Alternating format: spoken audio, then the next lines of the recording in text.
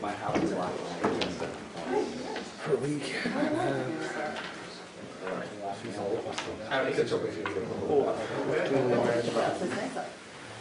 Are we on?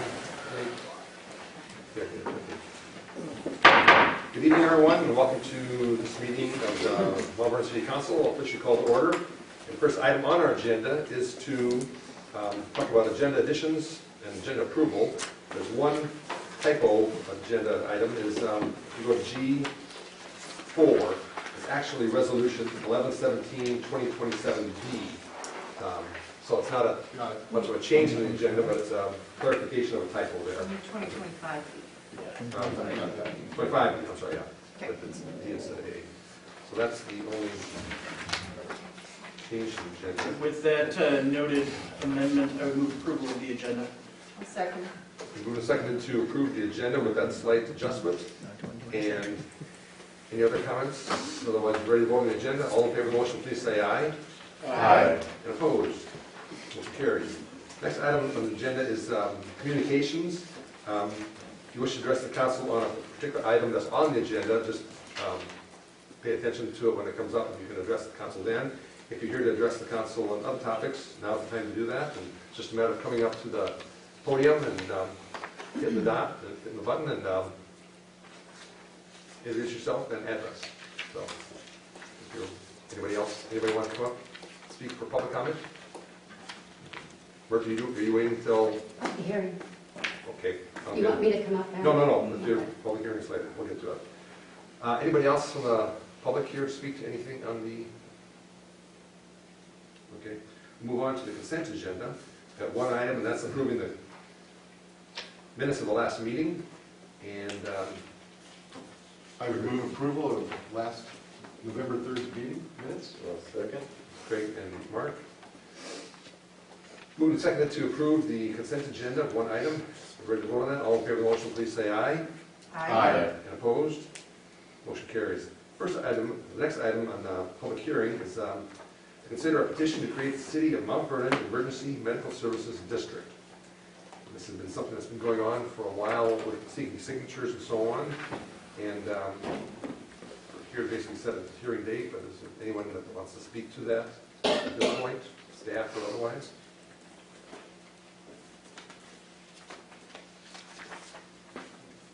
This is Bauer. This is This is Okay.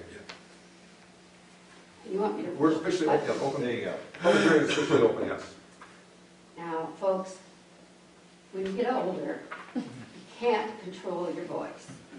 So, if you can't hear me, or I'm not clear, just, You're do I fine, need Bert. to lower Nope, you this? sound good. So far, so good. You're good. Okay, good.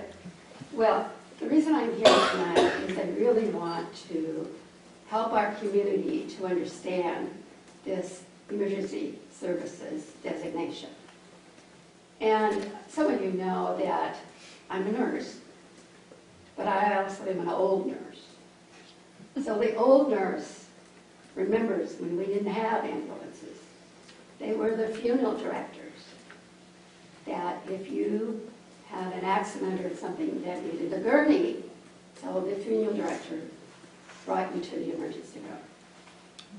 I graduated, my name is Mert Bowers, got that down, I excuse think me. that's fine. I live at 203 Old Lincoln Highway, Mount Vernon.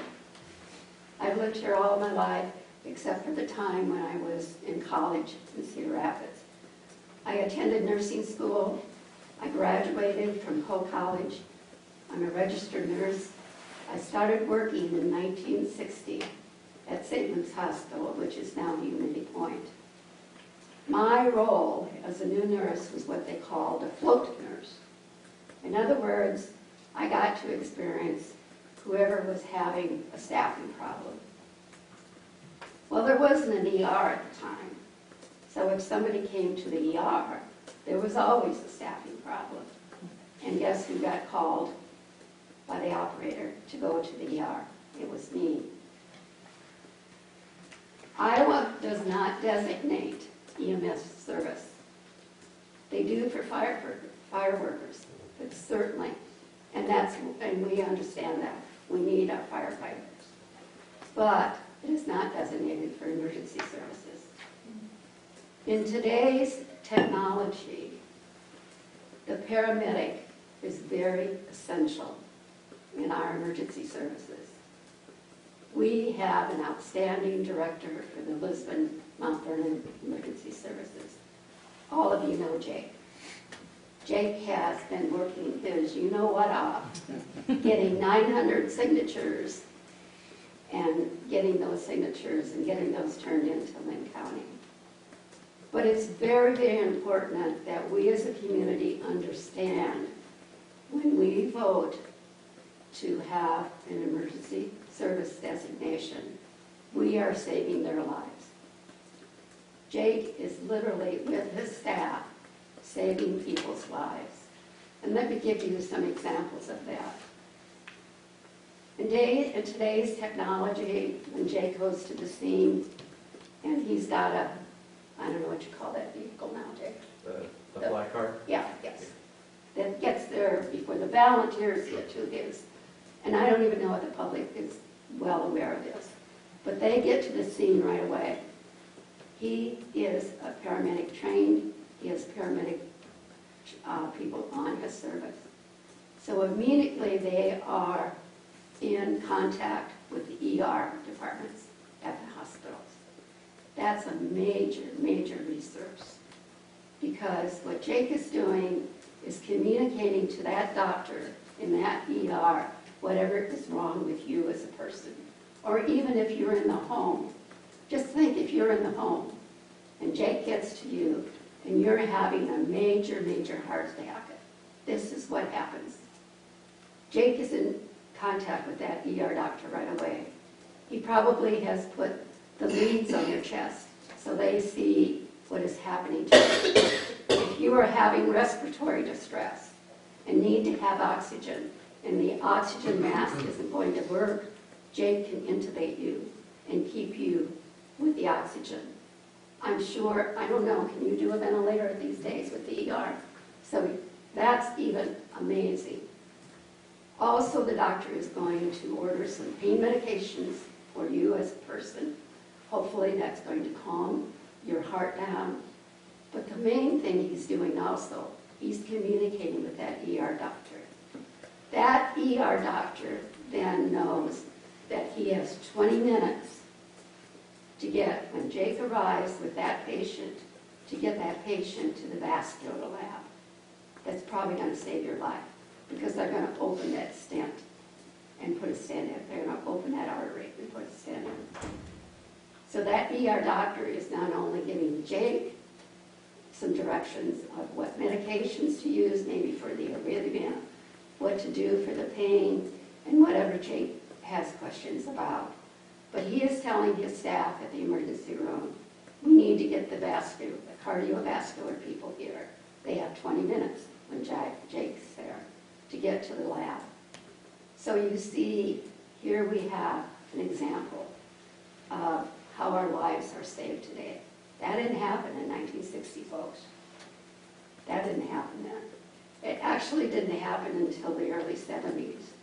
In the 70s, Mercy Hospital was the first one to have an ambulance that came to both hospitals, but that was just for Cedar Rapids people. Ted Buter, who was the paramedic with Lynn County at the time in the early 70s, developed what they call the Lynn County Sheriff's Rescue 57. I don't know if any of you folks over there remember that or not, but what Ted discovered, he developed it because he wanted the early to the scene for crime. But what he discovered was that he was seeing more people going to their homes because of medical emergencies or having accidents. So he was a paramedic, so he really became Lynn County's first paramedic that we had for the rural area. And as Mount Vernon people need to recognize, Mount Vernon is part of the 9/11 system that the county has.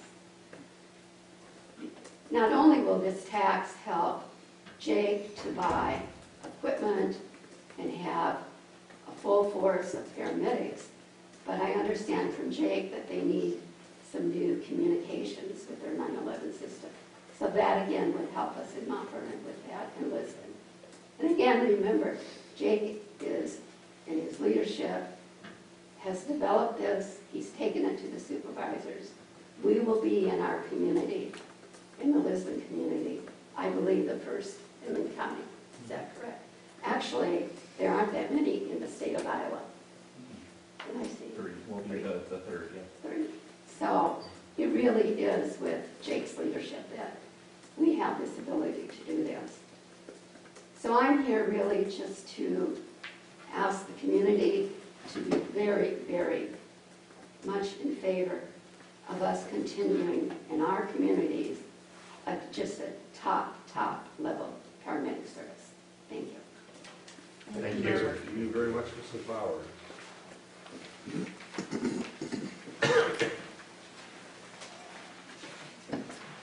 Public hearing is still open. Anybody else? Okay, Jacob.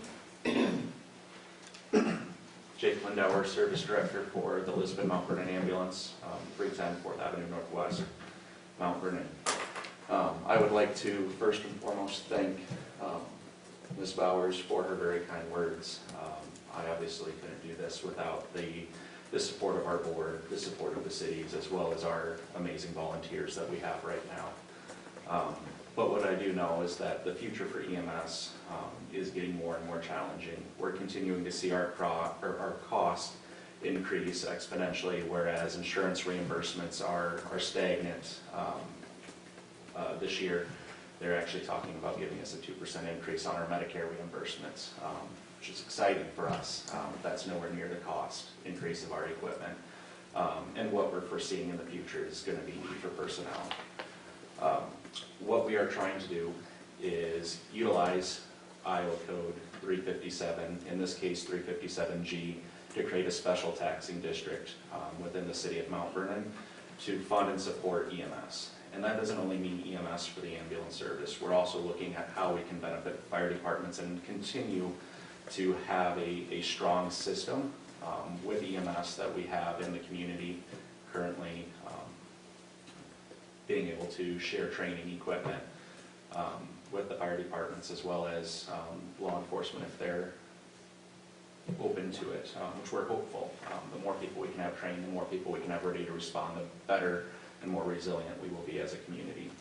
Lynn County and Johnson County have already passed their resolutions for 357F, which means that their districts will go to a vote this March. Is what we're anticipating, depending on timelines. And we're asking you as city leaders to do the same for Mount Vernon, and we'll be asking the city of Lisbon next week. So, is there any questions? At the end there, Jake, you said Cedar Rapids and Iowa City, or Lynn County and Johnson? Lynn County and Johnson County. Yep. And so there are two codes for essential service funding for EMS. The one that's been in the news the most is 422D, which is a countywide tax of some sort. With that funding, a lot of times that will go back to the county, and the county can distribute the funds as they see fit. In this case, by having a special district, that funding will come back locally to support local resources. And it would be the funding specifically from that district? From that district, yep. Can you define a district a little bit Yeah. more? Yes, so it would be basically the entire 52314 and 52253 zip codes, as well as some fringe areas along Highway 13, and then a little bit into rural Putnam Township or Ely, over to Rogers Grove Road. If you know where that is, it's the first road east of Ely. And then it'll include the Sutliff area of Johnson County.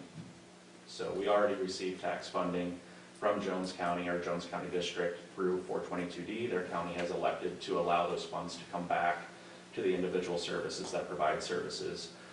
Currently with Cedar County, we're not at that point. They did pass 422D, which creates a challenge for extending our district into Cedar County. So we're currently working with them and having conversations on the best way to continue to serve that population. Other questions of James while we have him here?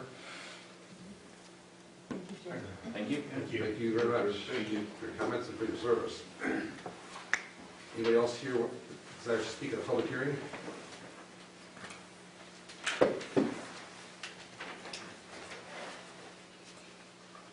Otherwise, at 6:44, I will close the public hearing and move to the next public hearing on ordinance granting to Interstate Power and Light Company.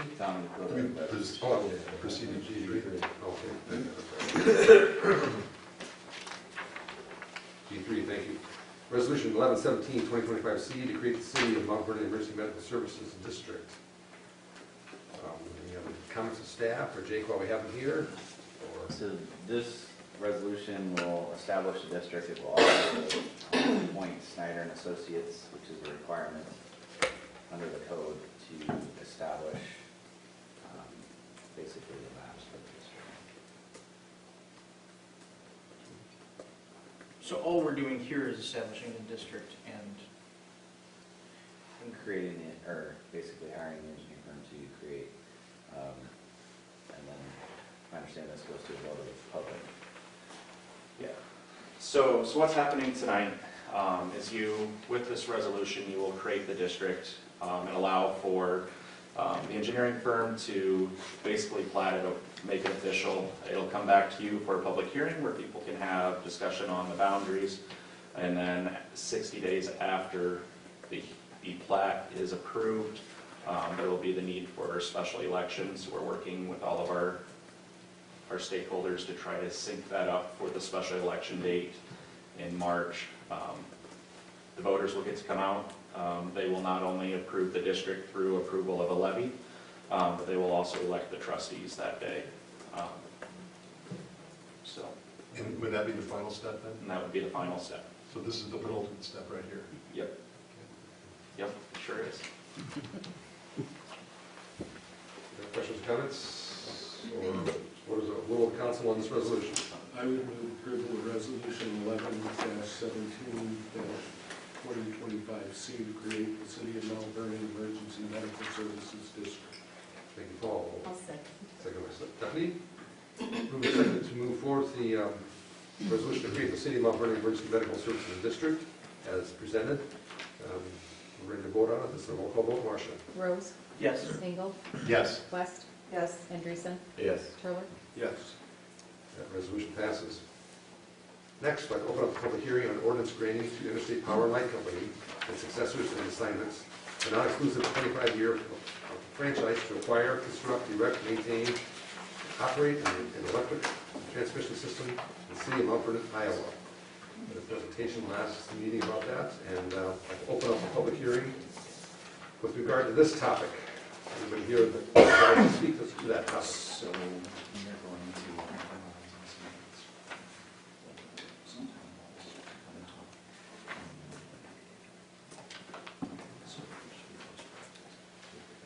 Anybody here to speak to that?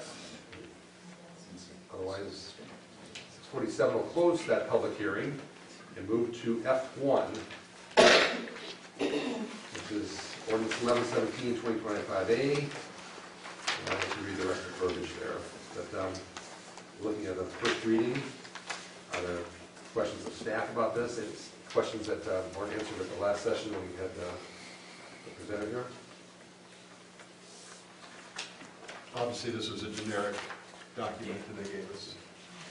Yeah, this franchise agreement is, I don't want to say less important, but not as extensive as the franchise agreement that we have with Alliant Energy. Alliant Energy still maintains ownership of all service lines. We have more issues with those. ITC has transmission lines, which are the very large lines. So the ones that run down Sixth Ryan, Street yeah. to your house are Alliant. Alliant. The big ones coming into town are Alliant. Correct. And again, when the original franchise agreement with Alliant was negotiated with the city, Alliant had the transmission as part of it. They sold us off to a subsidiary. And now we have the required franchise agreement. I want to preface this by saying that there's nobody else coming to the table, you know, it's not as if we need to open this up or somebody's going to bid on a franchise agreement. The state, for the most part, takes care of, through the utilities board, who controls what, as far as transmission and electricity, so. If Jamie had not come here 2 weeks ago, was she prompted to come here by Chris or Lori? No, Or if she hadn't come here, would we have, I don't know, what would we have done? well, so they can operate under the Alliant franchise agreement. It was part of the sale. Okay. They are currently working with all of the current Alliant franchise holders to create their own.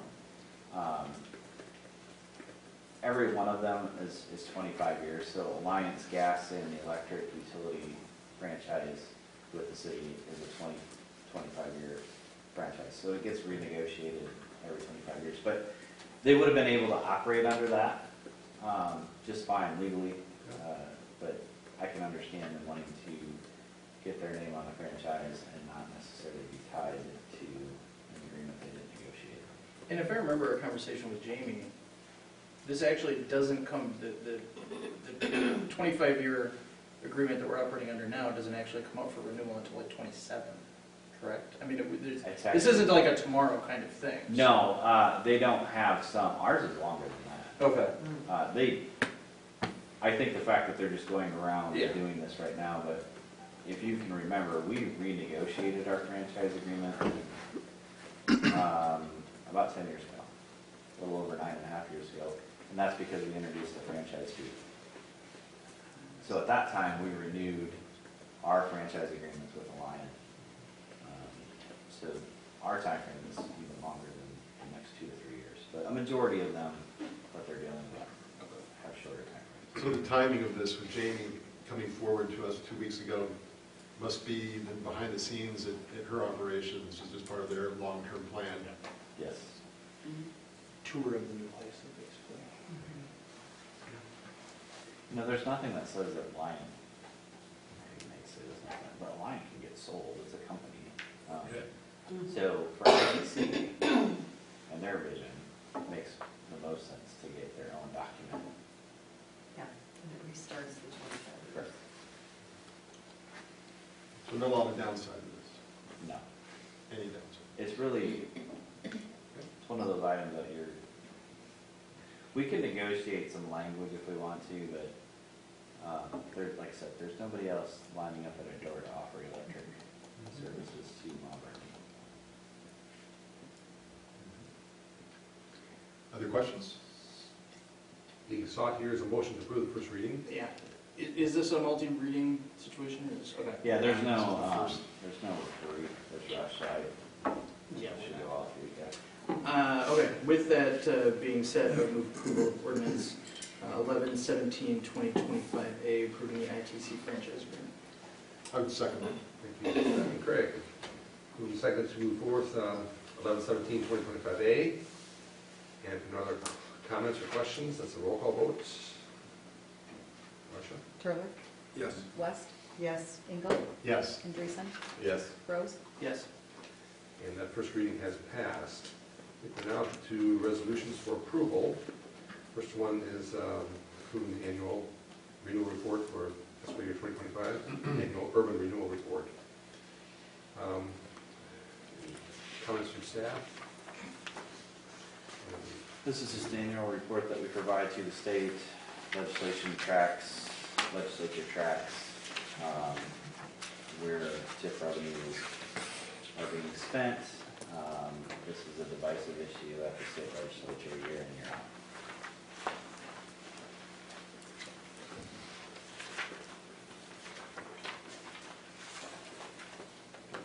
Well, I don't think it's a divisive issue for our chamber here, so I will move approval of resolution 11-17-2025A, approving the annual urban renewal report. Thank you, Craig. And Mark. Moving second to move forward with the annual urban renewal report to the state. And if there are no other comments or questions, ready to vote on that? Andreessen? Yes. Turler, Yes. Rose, Yes. West, Yes. Engel. Yes. That resolution passes. Next is 11/17/2025B, certifying to the county auditor the TIF debt incurred in calendar year 2025 for fiscal year 2027. It's a lengthy report. They are in two subdivisions that have their own separate urban rural areas or have their own reports. So they were part of that specifically. Of the dollar amount that the city certifies, which is a little under $1 million. Over half of that goes to repay the LBC. The 2018 general obligation debt note that you see listed there is for the LBC.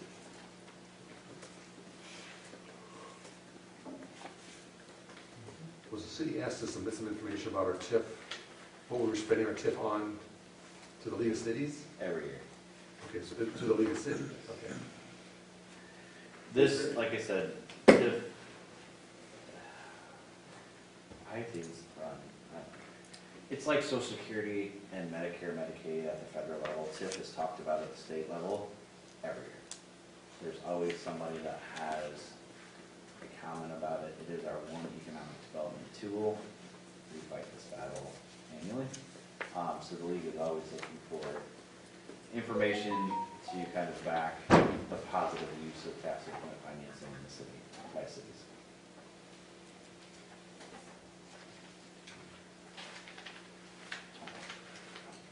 Where are we going with this resolution? Questions of staff?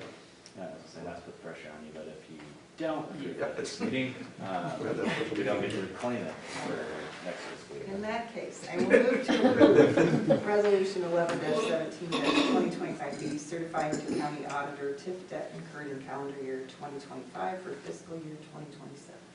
Is there a second? I'll second. Stephanie and Scott.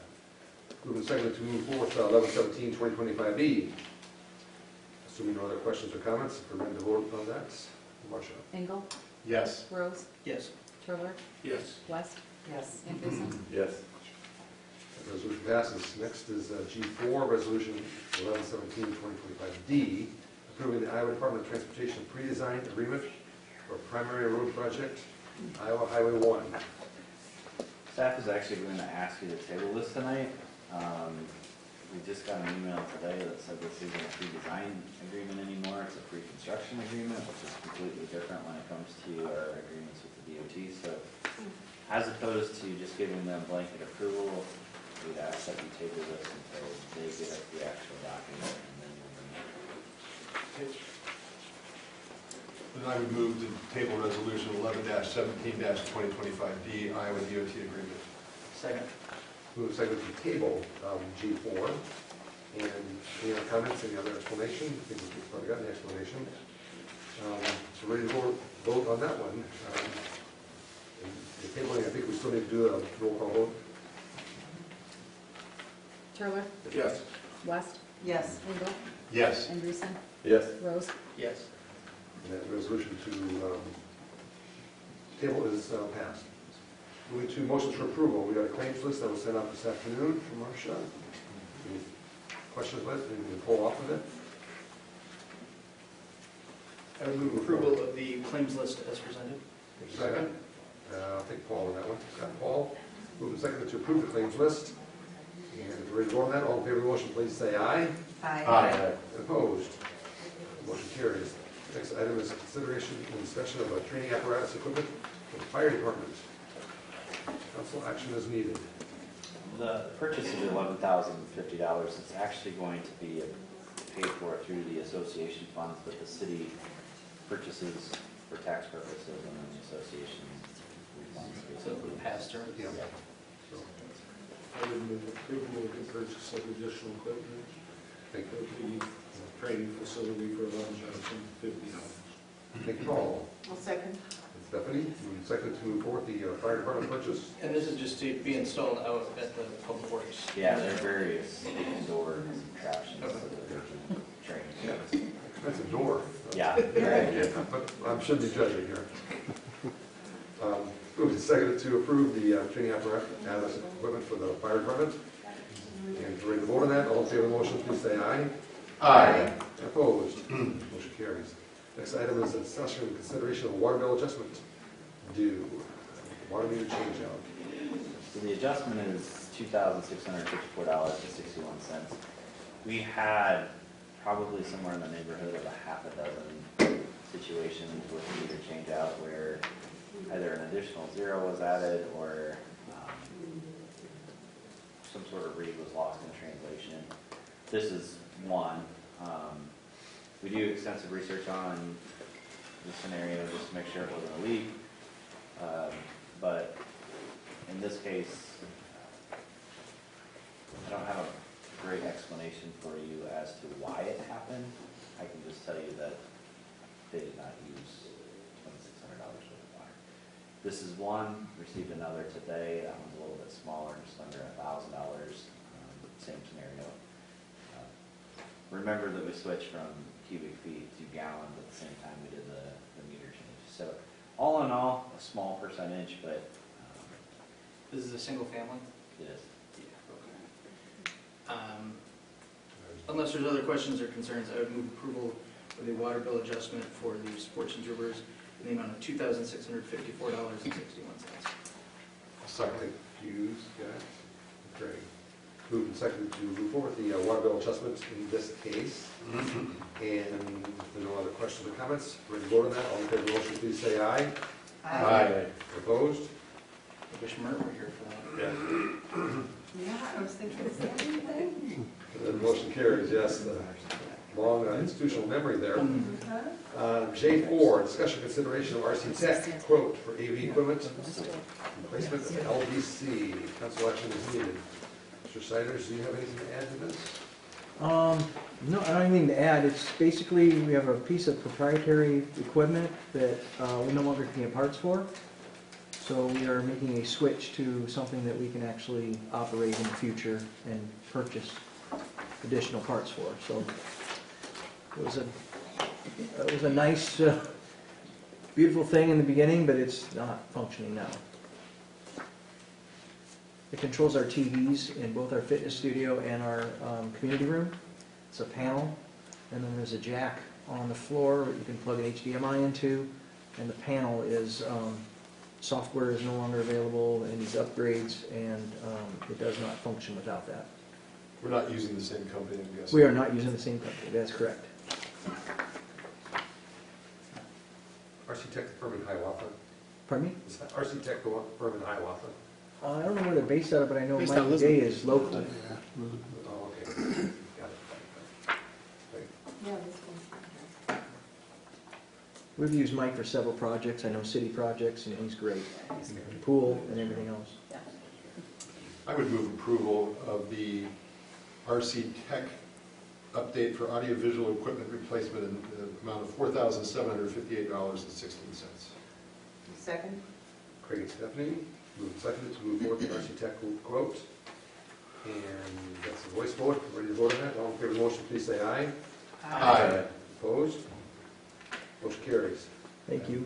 J5, discussion consideration of the application number 2, Modern Concrete. This is another item that we're going to ask the council to table. We had hoped to receive a report from the engineer to ensure the quantities were met as submitted. So without that, I don't feel comfortable having you approve a $33,000 invoice without the K's pay application that goes with it. Fair enough. I would move to table this item. Paul? Scott? Tabling J5, ready to vote on that one. All in favor of the motion, please say aye. Aye. Opposed? Motion carries. I do have a question about that.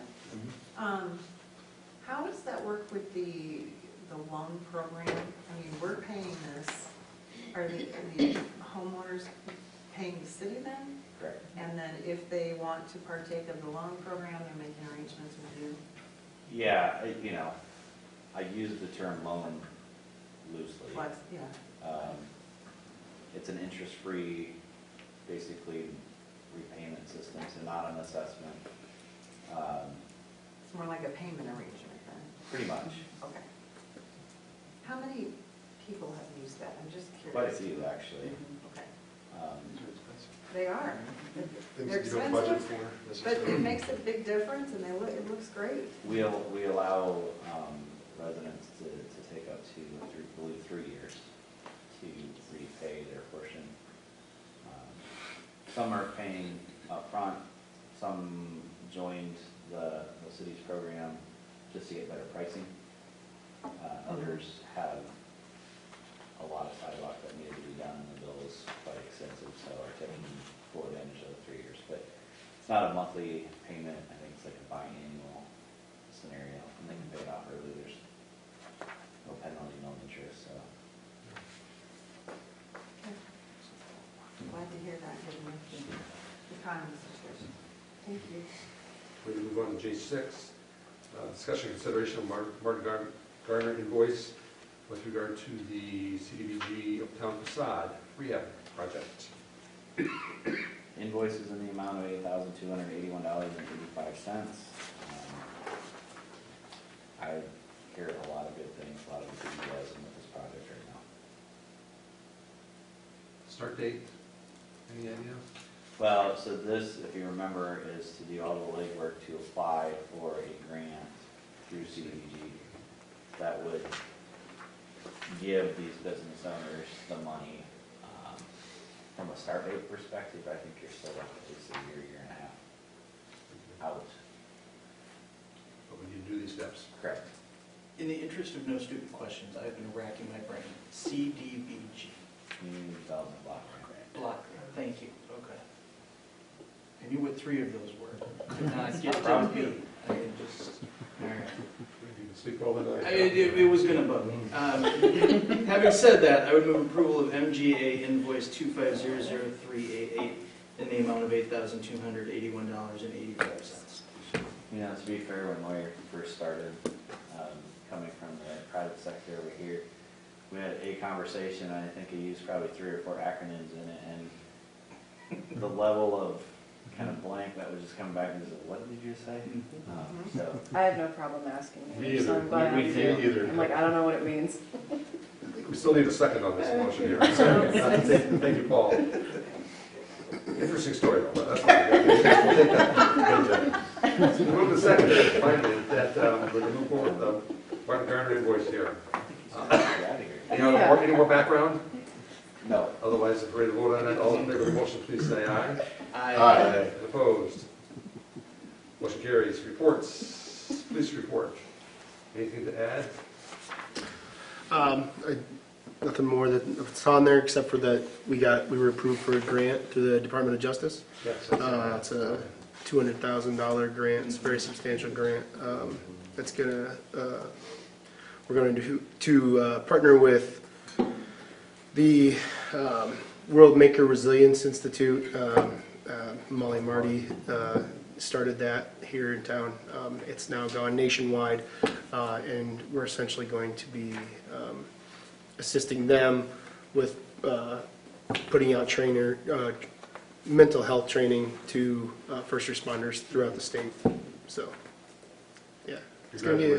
Yes. Yeah. Congratulations. Thank you. It's a Yeah. great organization to work with. Working with the local. Yeah. Exactly.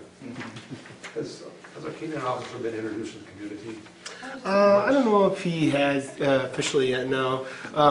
We unfortunately, like I said before, we've had to split up his trainings, and so he's still getting some obedience training going right now. But, When he's ready, I don't want to put he's a community asset, and I'll make sure he's sold out to the community. Yeah, absolutely.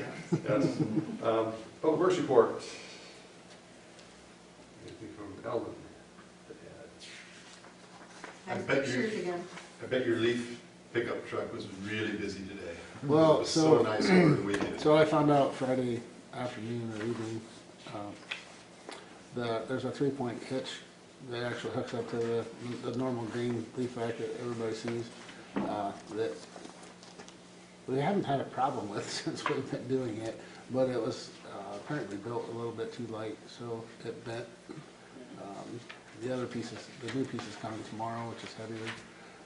So we'll have that back out. So in the meantime, we hooked up the other pole behind in the truck today, which goes a little bit slower, but the guys were pretty diligent all day, still picking up leaves, so. Possibly extend the deadline a little bit? It depends on Mother Nature, but next week is, we typically go up to Thanksgiving. Yeah. Yeah, we'll see what happens after that, but. To your point, there was a line of cars waiting to get into the dump facility out on Bryant Road, which I had never seen before on Saturday morning, so. Yeah, it was pretty full. The bunkers were really full. And I went back out Sunday and it had gotten out of hand. Just a beautiful weekend. Yeah. Good weekend. Beautiful weekend at the end of the Dark season. weekend. Yeah, was Yeah. what it was, yeah. Yeah, and the street sweeper's going, I don't know if I put that in my report, but Yep. it is going today, which will help out that, at least I can, the stuff that's in the curb. Passed my house this morning. Yeah, yep, I still can't believe we got it for the price we did. it's working great, so. I pinch myself. I would also like to say that the work that's been done in terms of hooking up the ratio debris and the setting up of the containers for the fire department training center, that all is looking very good.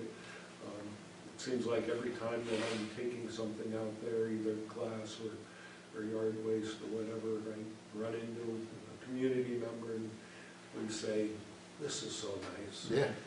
Because, not having to leave branches for 3 weeks or whatever is really nice, so. Yep. Thank you, good job. Absolutely. And the compost is looking really good. We've got a ton of, well, multiple tons. We really consolidated some piles with yard waste and stuff that was. It's really looking good. So anyone that looking for compost next spring, we're gonna have a nice batch. Plenty, actually. Thank you to Eldon and your staff. Mr. Siders, Parks and Rec. Nothing to add, sir. Nothing to add. Any questions of Matt? Yeah, just a quick question. I see right where we didn't have quorum at the last meeting, but were we short anybody on the? Well, we had one resign, Okay. so that created the shortage. We have plans to reschedule for the 24th, so a week from tonight. But I don't have another member to add yet, no. Yeah. But yeah, we're gonna meet again on the 24th. Cool. I was just curious. Thank you. On that same topic, I don't have any applications either, so if anybody knows anyone that is interested in Parks and Rec, I know I need that spot filled for Matt here.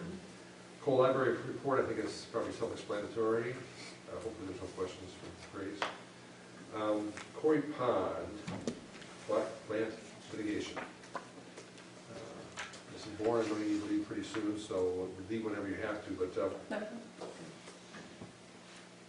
yes, bottom line is it's going to take pesticide, herbicide, and whatever to kill the aquatic weeds, and we'll have to get over that in a second. Yeah, I think the goal by putting this information in there, in our conversations with both the DNR and Iowa State University, is we could continue to throw money at non-chemical based projects, but it's just not going to likely work. The guy at the DNR kind of laughed at us, and we're like, so, he's like, I think it's great that you guys have tried here. He goes, but this is, he goes, I've seen this many times, and he goes, there's just really no other way, unfortunately. So does this then, and I'm just digging back into my Parks and Rec days, but if we use chemicals to deal with the vegetation in there, do we then forego any opportunity for the DNR to restock the quarry? So the answer is no. Okay. Because the DNR would act as an advisor. Okay. So if we went out on our own and did If we whatever did go out on our do, own, then we might have, okay, then yes. gotcha. Or if we hired a third party to manage. the Sure, plan. yeah, okay. Yeah. But if the DNR is the one facilitating and operating it, then, or at least advising on it, then. So essentially, we would have to hire a company to probably sign some sort of maintenance agreement separate from the DNR, for the DNR to say, no, you guys are managing this on your own now. Sure. All the literature that you see is from a partnership that basically the DNR has with Iowa State University Extension. Yeah, but what they were saying is that if you do this over the course of the entire summer, as opposed to doing it all at once, you'll eliminate a lot of the fish kill. Correct. So you just got to go slow and steady to apply it and keep oxygen in the water while still killing the plants. That's what they highlighted for us to read. Yeah, I think that, especially in Mount Vernon, the goal here was to get this in front of everybody, and anytime we're talking about the use of herbicides, there's differing opinions, and so we just wanted to let you know, we wouldn't start this until spring. You can't do it during cold weather anyway. And again, this doesn't feed into a creek or anything. Right. But I think realistically, if we're going to continue to spend money there, we either go this direction or we stop mitigation efforts altogether. We are throwing money at this pond annually to with no satisfaction, I guess. I feel like when we got input, it was pretty compelling that people want to keep it. They want it to be here. There's history with that. There's good purpose behind it. We tried to go the route of without the herbicides, and Yeah, sometimes a laparoscopic surgery to take out a gallbladder and it doesn't work and they got to open it up. Yep. Sounds like someone's Thanks for experience. Best example I've ever heard. So Paul's taking the lead on the PR on this one, right? Well, like I said, there is an opportunity for residents to come to the council meeting, each of your council meetings, and make their opinions known, or talk to you individually outside of a meeting. They can give their opinions to staff. That would be passed on to the council as well. But we have tried everything. We tried to reduce the vegetation in the basin itself. Spent over $75,000 doing that. And like I said, when we had the meeting with the DNR, he was slightly, he wasn't subtle. No. He's like, you can do all of that, and none of it's going to make a difference. So the next step is to find out what it would cost to do this, Yes. and that'll come from you guys. It's Correct. to us. So I appreciate the fact that we took the step to go to the DNR and Iowa State. Clearly, they're experts in this area, and It was a lot of good information for us too. yeah, we made a valiant effort. And we've been trying for years, and we've tried to do it numerous different ways without herbicides, and sometimes you just have to. And the financial investment that we made with the aeration will help with retaining oxygen during the treatment and help maintain a good aquatic life afterwards as well. So it's not like a So waste it's of not, money. it's not thrown away money, but it's maintenance money in the end because we have to go to this. But we'll still get value from that. That's an important point to make. Absolutely. And after, let's say, all the vegetation is gone, that aeration will kind of prohibit more growth as well. So. Thanks for thoroughly researching with experts the Quarry Pond Aquatic Plan mitigation project. Appreciate that. If there are no other questions, we'll move to October reconciliation report. Thanks for that, Mike D. Any questions about it? Anything to add? No, but I would just say, the quarterly expense fund balance report, I don't know if I've seen that before. You have. I like that report. This I mean, was it a- may be a little long, but you actually, I like the itemization of that report. It's easier to digest. this was a suggestion from the auditors this year that you see this on a quarterly basis. It's not as if staff had intention of not giving you this report. It's just one of those where certain items can offer or sometimes need a lot of explanation. For the pool, for instance, spends over 50% of its budget, obviously, within the first 2 months of us approving it in July. So when you go down and look at where they should be at or the percentage budget number, sometimes it can lead to more interesting discussions. But no, so you will see this on a quarterly basis, as suggested by the auditors. And if there are individually anything, within the document itself that you have questions about, want to speak to me about, feel free. These are the kind of reports I was used to looking at when I was working. And knowing that there were certain products that we had that would have no revenue until months 9, 10, and 11. So it just looked like it was a big expense. So it's good to see this. Thank you. Good example of best practices being implemented. Look more on the quarterly expense report, mayor's report. I mentioned 2 things. I had an interview with one of Nathan's University of Iowa students, Sophia Portier, on sustainability on that one. And accepted a resignation from the ambulance squad. Doug Shannon resigned from the ambulance board there. So I went through the process of looking for replacements, and Michelle Druba is grateful. I'm going to be accepting that position beginning in January on the ambulance board. So thank you for this representation. That was a Mount Vernon slot, but designated slots and so on. She's filling Doug's spot there on the board. That's all I had, those 2 things. Any council reports? Committee reports? City administrator report. Anything else to add? Meetings and closures? Very much. Anything else that needs to come before this council at this time? Otherwise, we are adjourned. Thank you very much. 7:15, not bad. Lori, I know Okay. I know you're running out. No, I have a bank